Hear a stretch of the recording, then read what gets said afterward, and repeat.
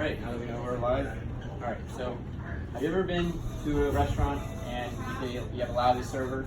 Yeah, it's unpleasant because you're a paying customer and it sucks. Whether they mischarge you for something or they get your bill wrong or they screw up your order, it stinks because you're a paying customer. You want good service. That's why I'm here to tell you the main steps of service. And by listening to my speech, you'll be able to, as a consumer, know how to give back your tips to a good waiter, and for anyone trying to be a server, how to do a better job. And I've been doing this for almost 5 years as a waiter. My parents have owned a restaurant for a long time. They've been waiters for over 40 years. And I've done some research on the topic too. So the main steps of service are greeting the guests, getting the order, bringing the food, and bringing the check. So first, you are going to greet the guests. You're going to say hello and ask them how they're doing. You always want to try and get to the table within 1 minute, 2 minutes at the maximum. You don't want people to wait around. You want to acknowledge the guests and tell them that they're here. So second is you're going to get the order. So first you're going to start with the beverage order. And you ask the guests, can I get you something to drink? You offer alcoholic beverage. It's the #1 way to get your checks average increased. Alright.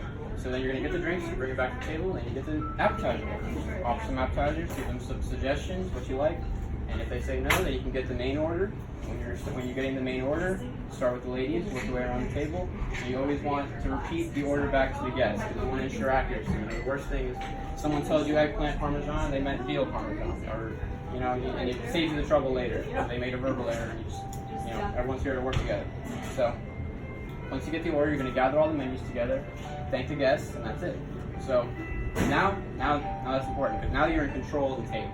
So when you have the order, the guests don't feel like they owe you something. They don't have to give you something. They're content, especially when it's busy. They know, okay, the kitchen has been ordered, so they're set. So the third step is bringing the food. So first you start with the appetizer order, and when they're finished with that, you clear those plates, bring your soup and salad. When they're finished with that, you clear those plates, and then you bring the main order. And when you're bringing the main order,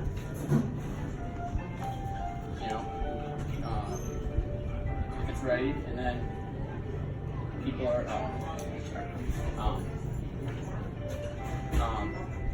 when everyone's you make sure everyone's satisfied with what's in front of them, and then you just get silent service from that, which means just getting drinks when people ask for them, clearing plates that they're given to you, and then when everyone's finished, you can start clearing plates, get people boxes that they need, and you want to clear, and when they're finished, clear every plate possible, and then you want to give them a minute. You don't want to rush them after that, so just give them another minute to relax.